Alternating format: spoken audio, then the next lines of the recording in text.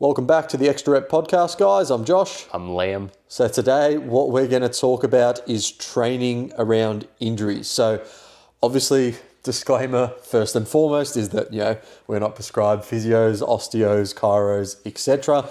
But there are a few things that we've probably learnt over our, combined nearly 20 years of training in terms of how to sort of navigate things and injuries and how to train around them. And I think, they're inevitable at the start. If you're pushing yourself hard to the brink, of course, form is going to break down slightly. If that happens, then of course the increased chance of injury happens. But I think for you, what do you normally do when you start feeling like say a little niggle or something like that? So let's start there. What do you normally do? Well, hate to toot my own horn, but I rarely ever get a niggle this day and age. So I actually haven't had one for years. But if I was to do one or have one per se, I would still actually train that muscle. I would just reduce the volume. I'd up my protein intake. I'd definitely up my water intake because a lot of the times, dehydration can cause a lot of injuries for a lot of people with less blood flow to the muscle. I would actually increase heat as well, not cold. I would increase heat and I would increase a form of inflammation. Yeah, for sure. I think it's funny, straight away you almost went to, being your background, those sort of recovery protocols and how to sort of work around that, which I think is super important as well. For myself, when I notice little niggles, normally for most people, it will just generally come from your joint or your muscle has just exceeded the tolerance of, whatever that load is, for example. So you might get someone who, let's say they're really tight hips, right? And then there's probably, because of that, they might be squatting and then they might start getting some knee pain, let's say, for example.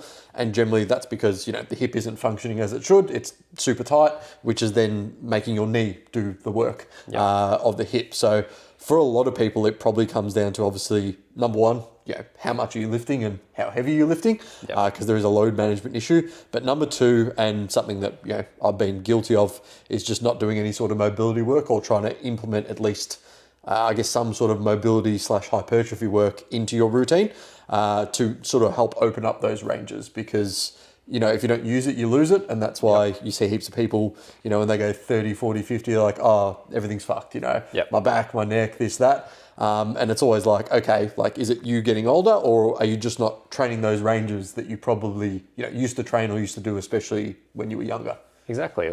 If you sit in an office for 8-10 hours a day, or let's say you sit in office for 8 hours and then you're driving an hour and forward and back sitting on the train, so you're sitting down all day, then you go to the gym and you start warming up or not even warm up. Some people just go straight to heavy squats, and it's no wonder your lower back, your hips, your knees, all that stuff can't actually take that load. And this is where niggles can happen.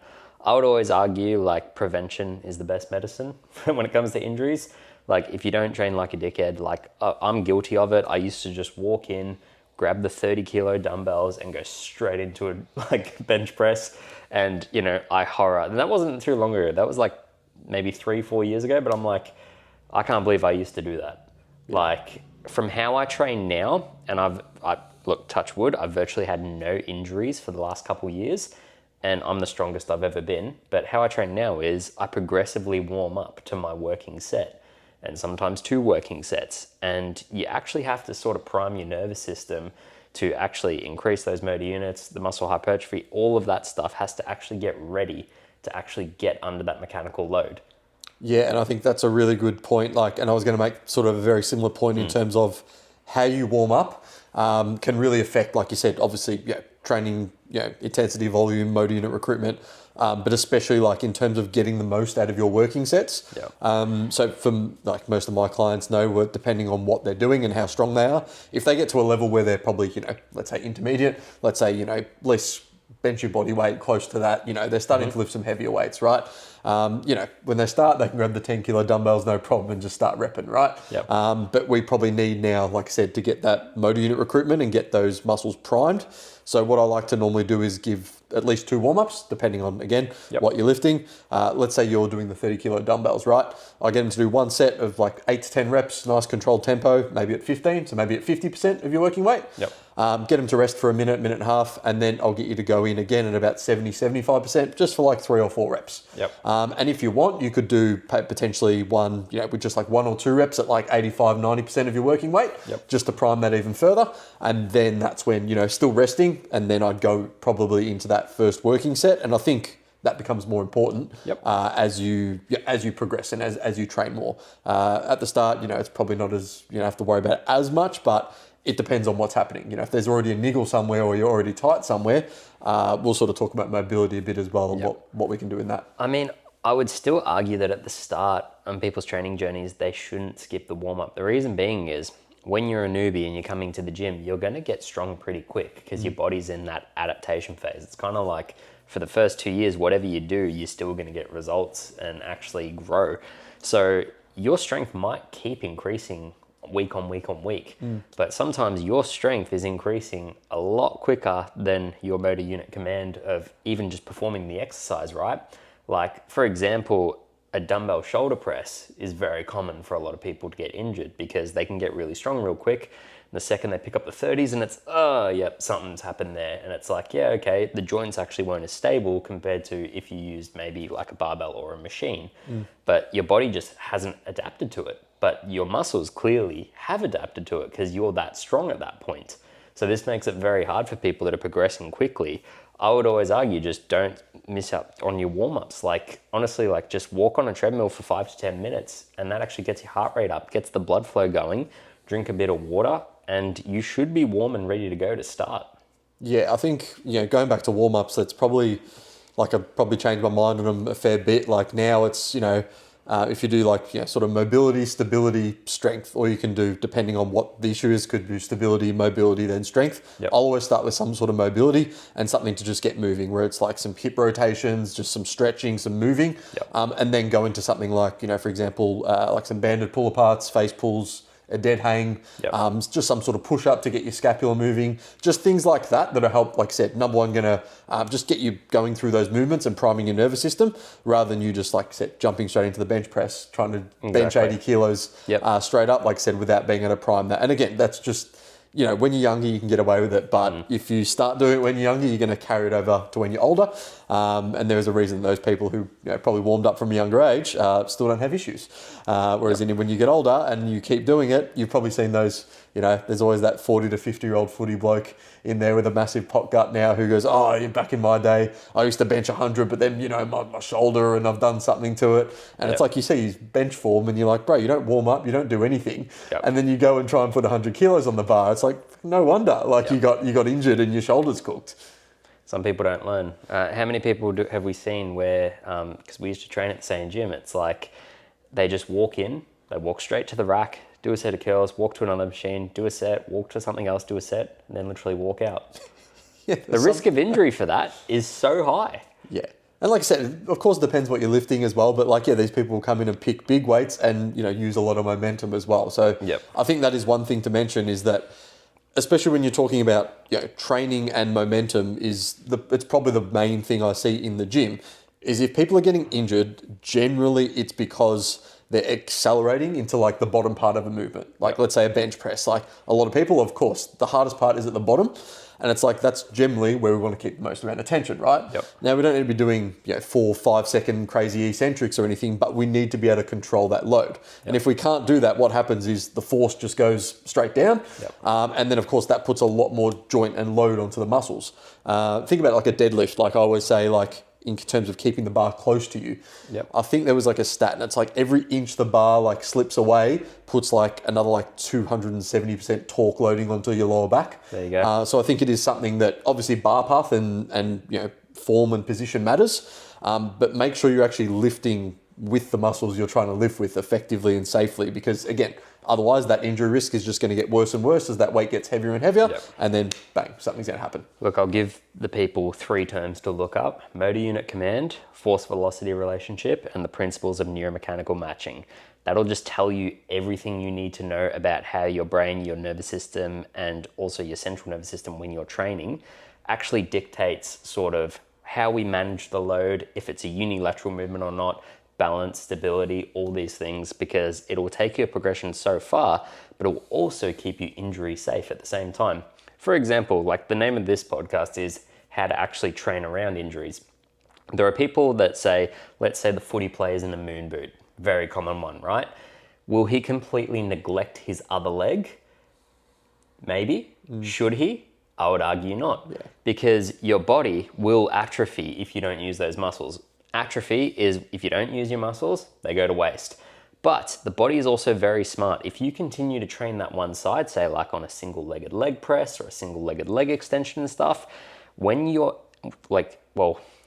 actually getting back to full 100% on, say, the left leg, when you're out of the moon boot, you will increase sort of that muscle memory, that neuromechanical matching, all those principles that I mentioned before, and actually get straight back to that size or that strength a lot quicker than if you let that other leg atrophy. Yeah, for sure. And I think that's, people will, they have a niggle or they have an injury and they go, I can't train. Yeah. And Worst idea. Yeah, I think the number one thing I always say with clients is, I'll get a couple little freak out, like this has happened, that's happened. The first thing I say is, that's all right, we'll modify the program, we'll keep training. Exactly. And that's not because I'm like, I want to come in and take your money, keep doing your sessions. That's generally because it's probably going to be the best thing for the injury if you've injured one side to still work on the other side. And I think, like you mentioned before, adding, especially when it comes to programming, adding in some sort of unilateral work, whether that's one arm, one leg, etc. I think it really is essential for a lot of people. Everyone gets stuck with, the bilateral stuff, the double-legged leg press, leg extensions, squats, hamstring curls. But if you train these sides independently, as humans, we're normally not fully symmetrical. So we know we're probably going to have, compensation patterns. And of course, if they get worse and worse and worse, one side gets weaker, one side gets stronger, eventually, like I said, that's going to lead to injury again. So I think that's something to think when you have a weaker side. I always like to start training the weaker side and then match it with the stronger side. If it's really, really weak, then I do that side, match it, and then do that again.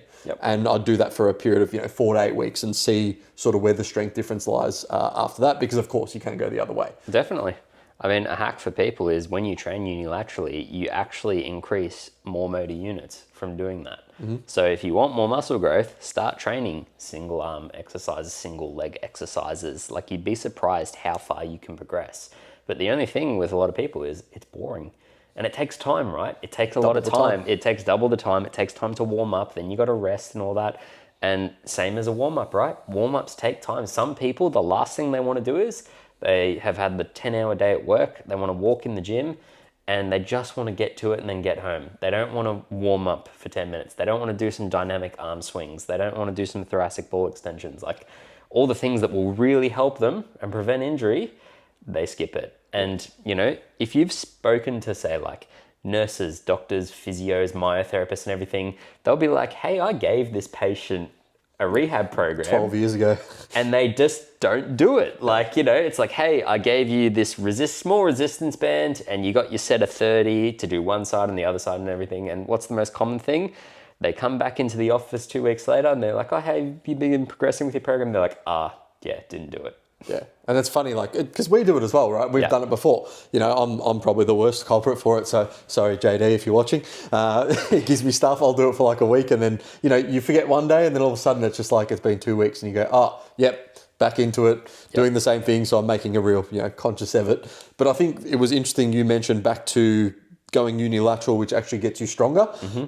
It's a really good thing that I use with a lot of my clients will be, say I'm on a leg extension, right? And I just can't get any heavier. I've maxed out my leg extension. I would then put in a period, maybe 6 to 8 weeks of single leg, unilateral leg extension, and then go back into, the double leg extension. And you'll find after a couple of weeks, you'll probably break through that plateau again. So it is a really, really good way, if you find you're in a plateau, to potentially go to a single arm or single leg. Again, for example, probably wouldn't work as well on a dumbbell bench press, for example, because the stability demand is much different. But if you're getting something like a single arm cable row to double arm cable row, leg extension, hamstring curl, etc., that could be really, really useful as well. Well, it's really good to do on machines because they have that stability factor built in. Yeah, provided you can do them single arm. Exactly, right? Like a mechanical chest press, lying in the bench and then doing that single arm up is really good rather than lying flat on a bench press and trying to control a dumbbell that's moving all around the place. Yeah, it is. And again, like, go back to dumbbells and machines. Like, we know that, a lot of people have been, I guess, bashing machines and people are like, oh, but you need stability, So I think stability has become a massive thing where it's like people are like, I need to be stable. I need to, like, getting to the point where they have to bring, they're doing a tricep extension, and I know you love this exercise, but it's like, posted it today. And you will get to a point, right, where, you will need to, like, you're strong enough, so like there's no issue, right? I'm extending 55 kilos for reps. It's like, it's a heavy load, and it's like, if I was doing that standing up, my form would go pretty much to shit. You're my core would be, my core would be engaged. Yeah. And guess what? Risk of injury is now higher with less gains. Yeah. So I think it's funny that, like I said, there are getting to the point where it's like the stability is getting crazy now. People are putting bands on shit to keep themselves stable, and it's like, I'll give you that. Yeah. I'll give you that. I have seen it. Yeah. And it's like, just pick a better, you're doing a single arm tricep extension with 3 bands on you to hold it in. It's like, just hold on to the rack and do it. Like, there is no way you're going to, be able to max out the single arm tricep extension on a cable, for example, without having to, look after your core. Like, of course, when you're doing double arm, that's when it can get to a point where, okay, you need a bit more stability. But I just think the stability thing's just gone a little bit too far. Of course, you want to move through stable exercises, and that definitely helps with hypertrophy. But you can do a dumbbell chest fly. Like, everything doesn't have to be machine based and locked in. But I'll give him the benefit of the doubt. Stability means less risk of injury. Of course. Yeah. So I'll give everyone the benefit of the doubt. Yeah. I do agree with you that it's probably been like overhyped and saying like everything has to be stable. It's like, when is a lunge ever going to be stable? Exactly. Never, because it's a body weight exercise. And that doesn't mean that you can't do it. Like, for example, what you've seen me share, you can do a Bulgarian split squat, but you can just hold on to the rack, and there's just a bit more stability. You can still go through that range of motion. Is it as stable as if you used a machine, say squat or anything like that? No. Yeah. It just depends on the person. And again, it depends on, are you able to, with whatever exercise you're doing, take it, safely, close to, if not on failure. Yeah. And if you can't do that, then adding some stability is definitely going to be able to help you there as well. Exactly. Should we probably mention trainings with reps in reserve in terms of like if you are injured or feel like there's a few niggles going on? Yeah, so that's literally what I was going to sort of mention is sort of training around when you get injured. So actually my client Addy, he mentioned this to me because he said he wanted an episode on this. So shout out to you, mate. He was squatting heavy back box squat. He actually ended up doing, I think it was some like chiro beforehand. So it's like the chiro adjusted him, and then obviously the spine, and then so everything was super weak, super supple. Then he jumped into his heavy squats, I think an hour later, and obviously he's tweaked something. So anyway, he's back to moving up. But I basically said to him, see what you can do. I said just start with the bar. Next week can you get pain-free range with the bar? Sweet. Okay, now let's add on another 10 kilos. Now another 10. And now I think, he did 50% last week. Sunday, I think it is, he's going to do 75, see how he goes. So it's just about trying to progress, I guess, as quickly as possible to get back to that. And then again, like you talked about, you can just reduce the reps in reserve. You can reduce the volume. If you're doing 4 sets of squats, cut it to 2, do an extra warm up, something like that. That's just going to help manage the load. And then week on week, you can start bringing that back to where you were. And you'll probably find most of the time, that niggle just gets worse and worse. And again, the more you move as well, that helps. I think a lot of people, they'll do something to their back, right? Yeah. And they'll crap themselves and go, oh, I can't move, like it's sore. Whereas in any good physio I've ever gone to is like, I want you to try and move that as much as possible. And I'll be like, it hurts. And they're like, yep, just don't go crazy. But every day I'll just want another inch of range. And then again, that compounds, it teaches the body that it's safe to get back to that range. And then you can start building again stability and strength in that range, and obviously figure out why has the injury happened. There's going to be 100 different reasons. Is it an issue with stability? Is it an issue with strength? Is it an issue with your form? It's normally one of those 3. One of those 3. I mean, I had perfect example of what you just mentioned there. I had a previous housemate who he had his back spasm and lockout, and he said he was in so much pain and just had to lie down and all this stuff.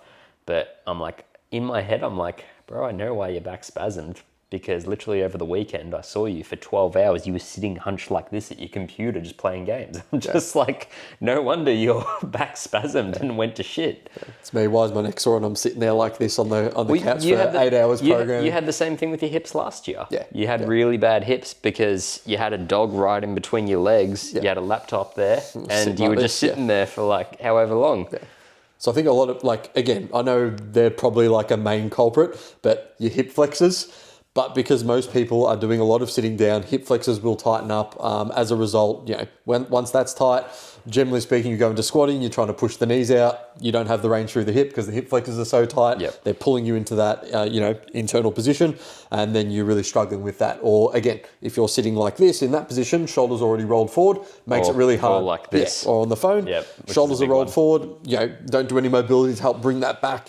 Some sort of stretch or movement in terms of your back. You go to press. You can't reach that range because your front delt's taking over because your whole scap is tipped forward because you sit like this for a massive amount of the day. And again, like we said, we're not physios, but when you see this pattern with clients over and over again, and then you get them to do some sort of mobility through the upper back or some sort of back strengthening and then move over to their pressing, then they're like, holy fuck, like I don't feel any pain anymore. Everything feels so much better. And again, some people that takes a lot longer than others, but if someone's just got a little niggle, most of the time, I would like to say that during the session, I can probably fix up that niggle or make it 70 to 90% better just by moving through, a combination of breathing, mobility exercises, and obviously assessing and making sure their form is correct as well. Breathing is a huge one. I'm glad you mentioned that because like so many people do not breathe through their diaphragm or through their nose for that matter.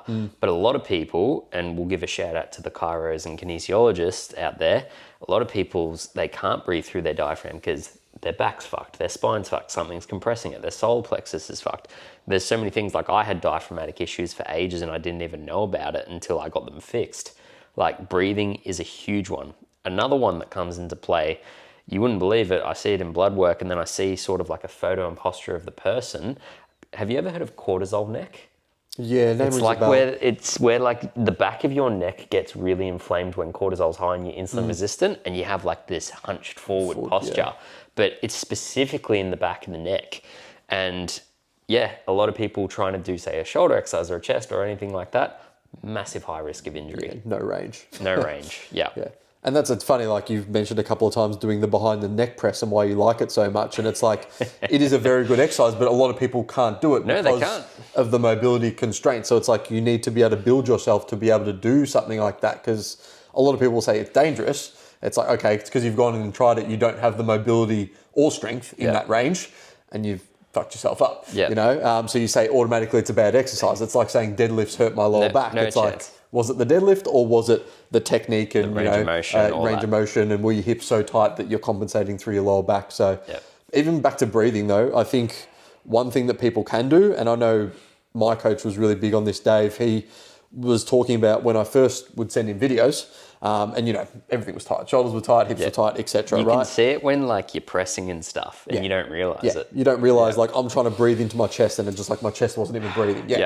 And he's like, okay, we need to work on this, and he'd tell me to take a big breath into my chest as I'm resisting, going down, biggest one you can, and then as you're breathing out, just letting those shoulder blades move and trying to push back and let everything move. So especially with like a chest fly, some sort of chest fly on the cable and actually breathing out, pushing around and away, really getting that scapula moving and going into that breathing. I'd have like little shoulder niggles and like throughout the weeks, they'd get less and less and less and less. And then before I knew it, they were gone. And that was obviously a combination of challenging the range, but also breathing so you can open up space in those joints, whether it be, shoulder, hip, lower back, etc. There's one hack that you also do. First and foremost, were you standing or seating when you did those chest flies? I was standing. Yeah. So you have the range of motion to do that. What I've seen you do with your clients is you get that foam roller and then you put it on like the bench and then you let them sit. That opens up their thoracic extension, diaphragms open, then they can do the chest fly. And it's little tweaks like that can just keep you injury safe. And like I said, I don't think it's like the most hypertrophy inducing exercise because again, it's less stable, but what it helps is it helps them try and pull their shoulder blades back into it, open up that range, find out where their range is, and then lets that scapula move as they're able to go forward, so they're not as like pinned back into the bench. So there's of course a time and a place for everything, and where you put it in the workout, and that it all matters, especially if someone is tight, injured, and I would say it probably matters even more. One thing my coach did recommend is I've been getting problems with my hip, and then that started coming towards my knee. So I've had my lateral outside of my knee, my meniscus, that's been torn. It was torn like 4 or 5 years ago. Every time it flares up like a little bit, what I will do is I'll either do a seated calf raise or a seated hamstring curl, because what that does is it actually internally rotates through the hip. It gives you some hip internal rotation. And that should generally, if you do a couple of warm-ups of that, take a lot more stress off the knee. So if you have any outer knee pain, even doing that before squats or something like that. Another client I literally just recommended this to a couple of hours ago. He said, have you getting a lot of knee pain, like hips are being tight? So we've just swapped around the order. So it'll be very interesting to see in the next few weeks, Adam, if he's listening, if those symptoms improve when he goes back into like his heavy squatting and that as well. So I actually used to have very similar, I didn't have a torn meniscus or anything, but I had like my left VMO had like this really weird knee pain. And I had it for multiple years. And one thing that I changed was I changed like, you know, the classic Hoka running shoes, whatever, to barefoot shoes. That actually changed heaps for me. Yeah. And like there's heaps of benefits out there with barefoot shoes and stuff like that. Another one, and you'll laugh at this, but actually getting a proper mattress to sleep on. You want your spinal lines while you sleep. Yeah. You don't want a rock hard prison mattress. Yeah. And it's funny you mentioned with the feet, because the reason that the barefoot shoes work, right, is just because you can keep a lot more contact into the ground through the floor. So with a lot of clients, I really get them to focus any sort of leg movement where you're pushing into the ground or pushing away from the ground is to focus on your big toe or a tripod stance of big toe, small toe and heel. If you can sort of spread out and keep that big toe pressure, that generally really helps with just, you know, hips rotating the right way and doing the right things. I find as soon as people lose foot pressure, that's where they start struggling in other areas as well. So think about it from the ground up in terms of doing that. And you can even try this next time you do squats or split squats or a leg press or something like that. Think about that big toe pressure that whole time, and you'll probably find things just start feeling and moving a little bit better as well. Unless you're really stuffed with your legs. Your heels, and you can obviously, there's plenty of ways around that as well. But I think that's everything. I think that's pretty much it. So I think the take homes here are obviously still train. Yeah, still train. Make sure you still train. If you have to reduce intensity, reduce volume, that's fine. Yep. Try and train through a lesser range of motion. You know, try and train through the threshold of, okay, I'm squatting down at 9 degrees, I feel the pain. At 70, I don't. Squat at 70 degrees, right? Then try and add 5 degrees every time. It's just going to be slowly getting back and working things around. Obviously, if you're not sure, we strongly recommend go see a physio. Shout out to JD at Dynamic Therapy. They're very good. Really strongly recommend those guys. I get all my clients to see them. And then obviously, you know, if you are struggling with pain, you know, feel free to just send us a video, right? Yeah. Like jump on our Instagram, just send us a video and be like, how's my form on this? And we'll be able to just pick it up for free for you if there's something that we think's wrong. And just be like, hey, like this is probably what's wrong. Try this next time. See how it goes. But also, if we give you advice or if the health professional that you've seeked has given you a program, actually do it. Like that's the biggest thing, right? Yeah. Actually do it. Yeah. And it's so easy because everyone, you know, they do it for 2 weeks, they feel better, and then a couple of months later, the same thing creeps up again. So generally speaking, like I said, there'll probably be a weakness from something. We need to strengthen that weakness and then integrate that into the programming. And that's, of course, when, you know, a good coach is worth their weight in gold as well. Definitely.